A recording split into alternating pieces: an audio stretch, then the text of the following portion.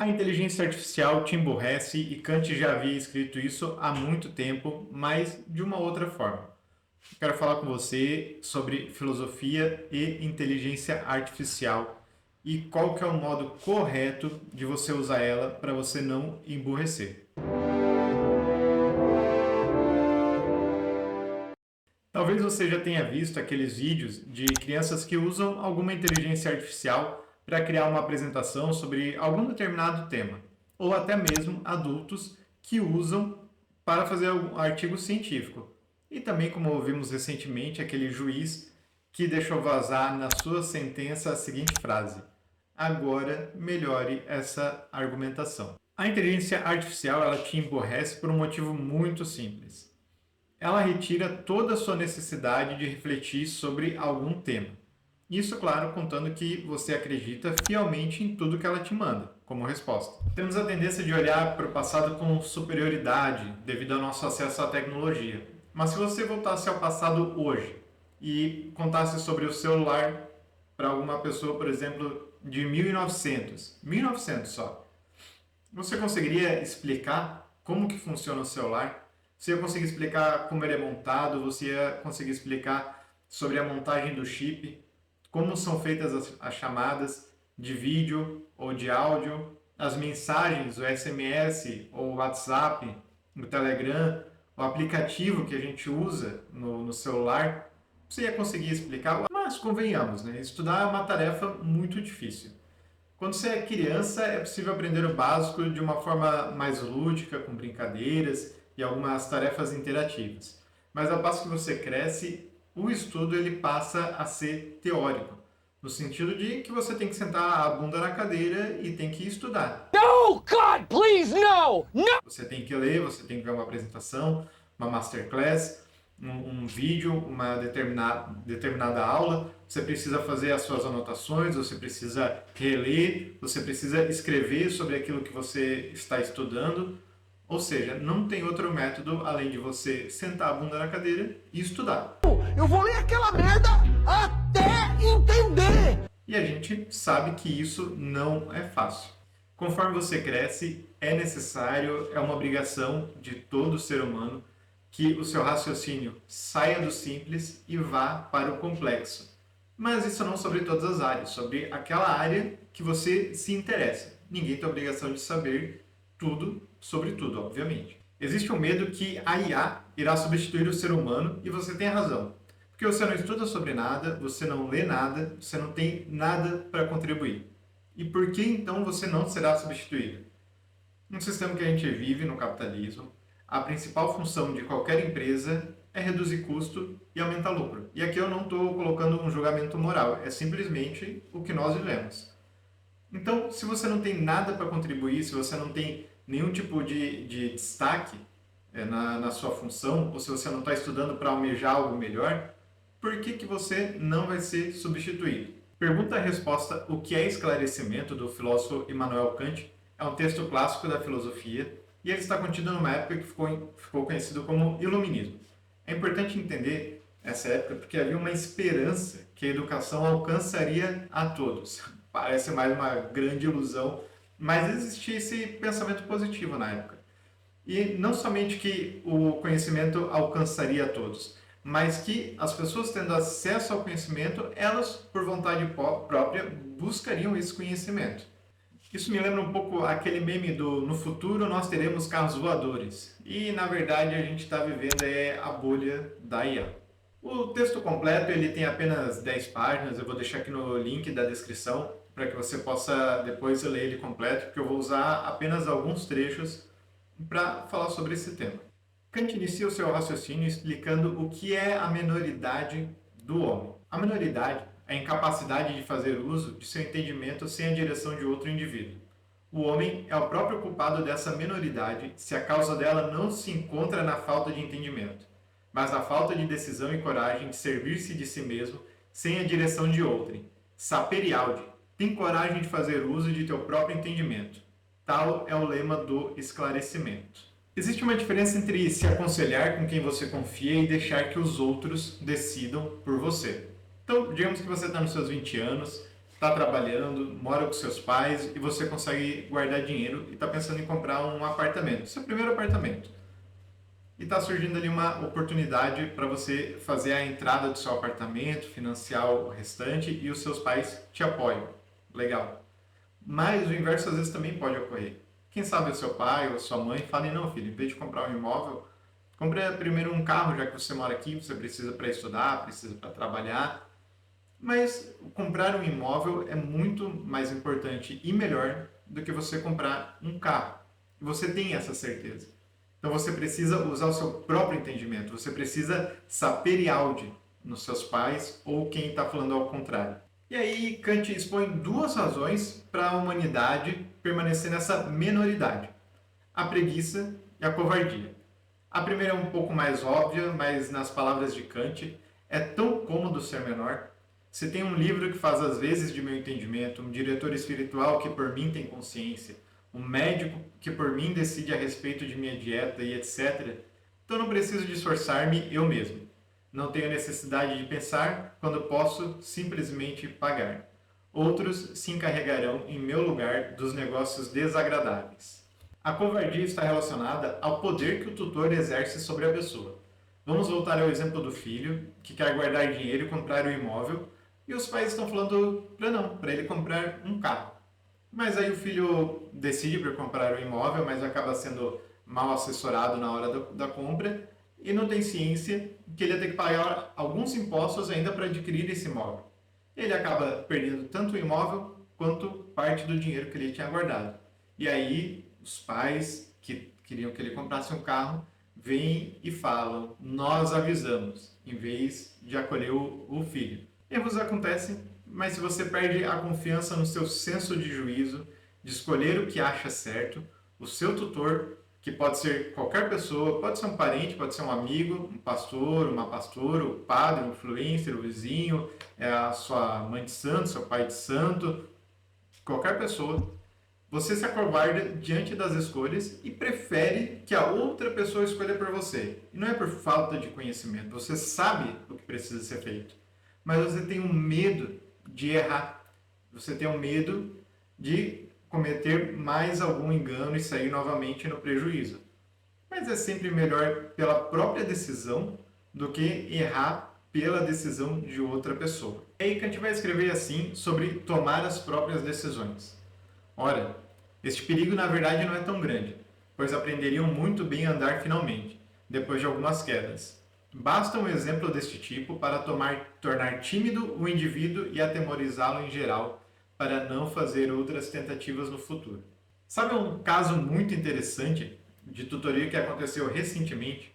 O caso da XP e BTG Pactual, onde alguns clientes perderam até 93% dos seus investimentos em uma operação chamada COI. Esses são investimentos que não são protegidos pelo FGC, que é o Fundo Garantidor de Crédito, e alguns tipos de investimento esse fundo cobre a valor de até R$250 mil. Essa notícia é o retrato da preguiça e covardia explicados por Kant. Uma parte que talvez não tenha estudado o suficiente sobre investimento e deixou o outro decidir, e a outra parte que talvez, já por ter errado no passado, aceitou a tutoria de outra pessoa com medo de errar novamente. Mas qual é a solução que Kant propõe para o problema da minoridade intelectual? É liberdade.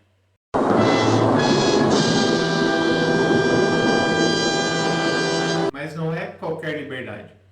É a liberdade para o sábio, ou seja, a liberdade para aquele que estuda determinado tema possa falar. Entenda, não é apenas a liberdade de opinião, é a liberdade para aquele que de fato estuda o tema. Você ter uma opinião, muito provavelmente, é irrelevante sobre a maioria dos assuntos que você possa imaginar. Por exemplo, a sua opinião sobre a redução da maioridade penal não interessa ao grande público se você não estuda sobre o tema, independente se você é a favor ou se você é contra. E aqui Kant faz uma distinção dentro da liberdade, o uso público da razão e o uso privado da razão. Entendo, contudo, sob o nome de uso público de sua própria razão, aquele que qualquer homem, enquanto sábio, faz dela diante do grande público do mundo letrado. Denomino uso privado aquela que o sábio pode fazer de sua razão em um certo cargo público ou função a ele confiada. Para entender o uso privado da razão, vou usar dois exemplos. Imagina que na empresa que você trabalha, o seu supervisor determina vamos seguir o plano X. Você, como subordinado, deve obedecer à escolha do seu supervisor. Mas isso não impede que, no particular, você demonstre que talvez essa não seja a melhor opção. Mas que, no caso, ele decida continuar pelo mesmo caminho, você deve obedecer. E para entender o uso público da razão, vou usar o seguinte exemplo.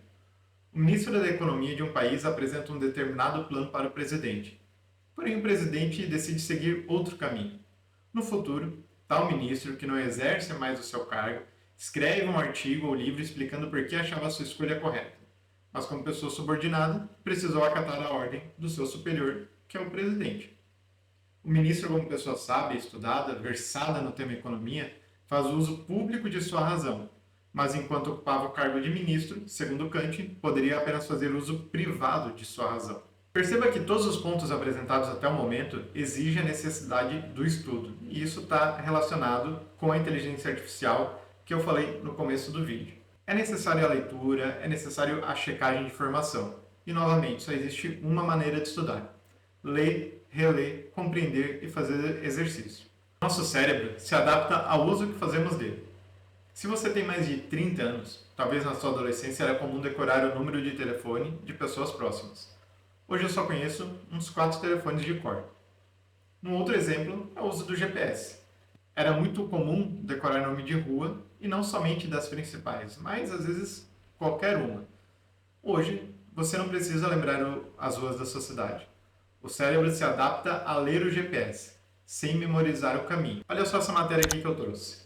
Eu vou ler um trecho para vocês. Um trabalhador que faz análise de dados transmite sua tarefa para IA. Os circuitos neurais que antes eram ativados ao elaborar argumentos persuasivos ou sintetizar informações complexas começam a se silenciar. Se os humanos que supervisionam esses sistemas sofrerem perda de autonomia, podem não ter o discernimento crítico necessário para intervir. Não se trata apenas de esquecer habilidades específicas. Trata-se de perder habilidades metacognitivas. A capacidade de reconhecer quando não sabemos algo, de questionar pressupostos, de gerar soluções inovadoras para problemas inéditos. Essas habilidades de pensamento de ordem superior exigem prática constante para manter sua acuidade. Imagine que você é um analista financeiro e a sua função é analisar tabelas de Excel, cruzar dados e medir o desempenho da empresa X. Trabalha você e mais algumas pessoas. Mas agora existe uma IA que faz todo esse trabalho por você. E a princípio parece muito cômodo, parece que vai aumentar a sua produtividade. Mas a pergunta é, você apenas repassa o que a IA produziu? Ou você analisa o que a IA produziu e então repassa essas informações, sejam elas corrigidas ou se estivessem perfeitas. E voltamos no mesmo ponto. Se você apenas repassa o que a IA produziu, qual é a necessidade de você estar lá? Se era um grupo de 4 pessoas, por que não pode reduzir para 2 pessoas ou às vezes até para uma pessoa? Só que agora tem mais um agravante, a perda de habilidade específica e de autonomia.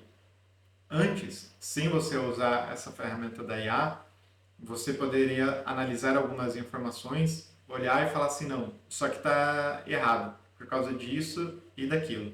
Porque o cérebro, ele simplesmente se adapta à sua própria demanda. Como eu disse, no caso do GPS, hoje você não precisa decorar as ruas. Você precisa apenas aprender a ler o GPS, o que são coisas totalmente diferentes. E além de perder essas habilidades específicas e a autonomia, aqui também se encontra o que Kant chama de minoridade intelectual novamente. E quem é a nossa tutora nesse caso? A inteligência artificial torna-se a nossa tutora. Quando, na verdade, nós somos os tutores da IA. A inteligência artificial tem um poder de processamento mais rápido que o nosso. Isso é fato. Porém, ela não é capaz de criar nada. Qualquer arte que a inteligência artificial gera é cópia roubada de algum outro artista. A inteligência artificial não tem capacidade de produzir um livro do Machado de Assis, por exemplo, ou como o Machado de Assis, a partir do nada. Ela precisa ser alimentada. E, na verdade, não é alimentada. A gente sabe que os dados da inteligência artificial, muitos deles foram simplesmente roubados. A inteligência artificial não tem a capacidade de criar, por exemplo, a perspectiva, como foi desenvolvida na arte da Renascença. Não conseguiria compor, por exemplo, o Cravo Bem Temperado, de Bach, nosso hino nacional ou qualquer outra composição que você possa imaginar. Ela não tem a capacidade de criar algo que ela não foi alimentada, diferente de nós, seres humanos.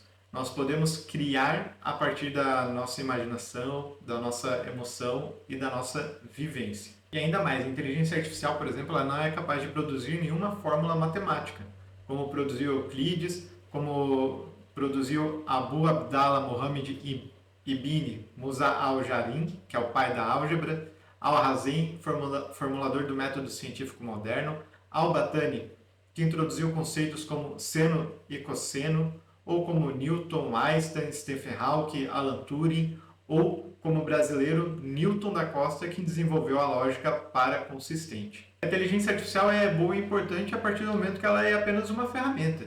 Como, por exemplo, um pedreiro que usa um martelo, usa uma trena, qualquer ferramenta do seu trabalho.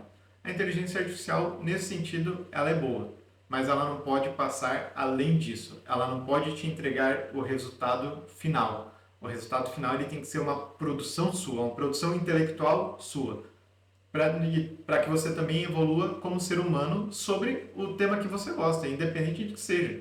Pode ser gibi, pode ser mangá, pode ser cinema anos 50, cinema contemporâneo, pode ser sobre física, sobre matemática, astronomia, teologia, filosofia, o tema que você se interessa, mas a produção precisa ser sua para a evolução ser sua. Aprenda a usar a IA e não a ser usado por ela. Se você gostou desse vídeo, curta e compartilhe, deixe aqui um comentário, independente se você concordar ou discordar, mas seja respeitoso, caso você não seja, esse comentário será deletado. Caso você tenha alguma sugestão de tema, deixe aqui nos comentários. Caso você tenha alguma história para compartilhar em relação à inteligência artificial, seja no seu trabalho, seja na sua escola, seja na sua vida pessoal, deixe aqui também. Muito obrigado e tchau!